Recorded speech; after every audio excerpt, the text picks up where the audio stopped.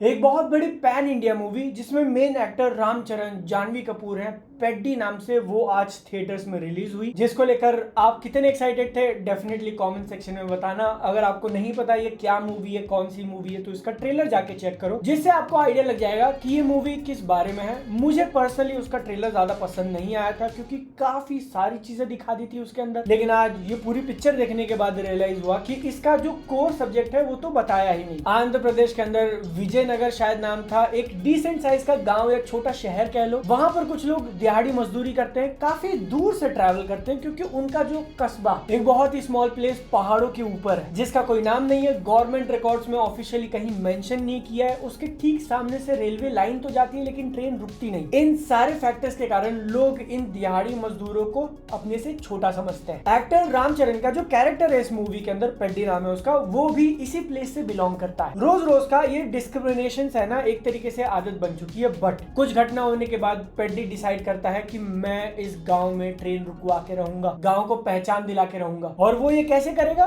Sports खेलकर, पहले cricket, फिर रेसलिंग, फिर रनिंग। ट्रेलर में दिखा दिया था, मैं कोई स्पॉइलर नहीं दे रहा हूं। कहानी की बात करें तो सुनने में पोटेंशियल डेफिनेटली लग रहा है। 3 घंटे जब ये पिक्चर चल रही थी तो उस टाइम पर मुझे सोचने का काफी टाइम मिला और मैं यही बात सोच रहा था कि ऑन पेपर पोटेंशियल को देखकर ही इस पिक्चर को बनाया गया है, बट एग्जीक्यूशन, कहानी को स्क्रीन के ऊपर प्रेजेंट करने का तरीका जिसको स्क्रीन प्ले कहते हैं, वो मुझे पर्सनली बिल्कुल भी अच्छा नहीं लगा। बहुत ज्यादा ओवर ड्रामेटिक, बहुत ज्यादा मेलोड्रामा, और मूवी को प्रेजेंट करने का तरीका बेसिक फील होता है। जो आप एक एवरेज मास मसाला साउथ इंडियन मूवी का इमेज दिमाग में बन चुका है ना, बिल्कुल उसी जोन में। मैं ये क्वेश्चन नहीं कर रहा हूँ कि आप एक कैरेक्टर को 3-3 स्पोर्ट्स खेलते हुए नेशनल इंटरनेशनल लेवल पे इंडिया को रिप्रेजेंट करते हुए कैसे दिखा सकते हो। नहीं, बिल्कुल दिखा सकते हो। सलमान खान की जो सुल्तान मूवी आई थी उसमें भी कुछ ऐसा ही सिमिलर रखा था, कोई दिक्कत नहीं है। उसके आसपास की जो कहानी लिखी गई है या जिस तरीके से कैरेक्टर्स को बनाया ना, एक तो बहुत ही क्वेश्चनेबल मोमेंट है पिक्चर में। मैं सोच रहा हूँ कि यार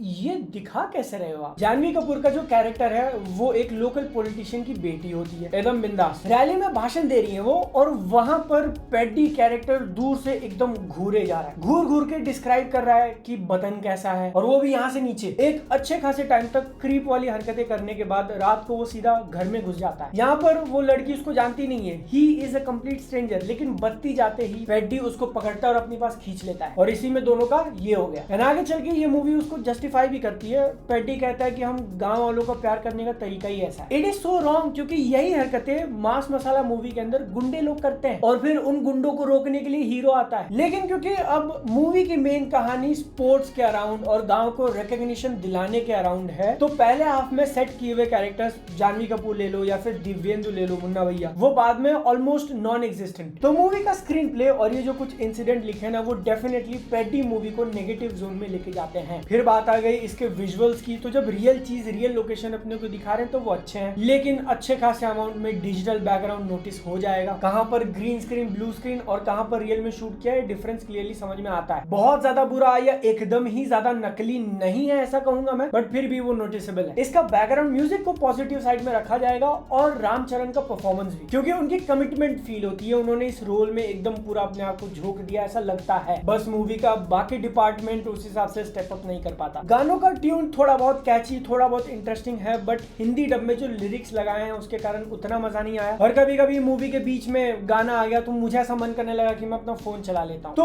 ओवरऑल पेड्डी मूवी मुझे कुछ खास अच्छी नहीं लगी है। इसका मेलोड्रामा उस लेवल पे फील हुआ कि अगर 10-20% और हो जाता ना तो इंडियन टीवी सीरियल वाले कैटेगरी में चला जाता। मास मोमेंट्स या फिर हीरो की एंट्री हो गई, स्पोर्ट्स के कुछ मोमेंट्स एंटरटेन करते हैं, बट मेरे लिए ये मूवी ओवरऑल एक स्किप है, तो इसलिए मैं इसको मॉकटेल के ऊपर स्किप की रेटिंग दे रहा हूं। लेकिन आपको शायद सुन के शॉक लग सकता है कि कई बार एक 1080p मूवी 4K मूवी से बेटर लग सकती है। थिएटर के अंदर जो बढ़िया क्वालिटी होती है वो OTT प्लेटफॉर्म्स नहीं डिलीवर कर पाते। काफी क्वालिटी रिड्यूस करके आपको दिखाया जाता है, कैसे मैंने इस वीडियो के अंदर एक्सप्लेन किया है। आपको अगर मेरा रिव्यू पसंद आया तो एक लाइक कर देना, अपनी सेहत का ध्यान रखना। हम लोग मिलेंगे अगली बार। Tata bye bye.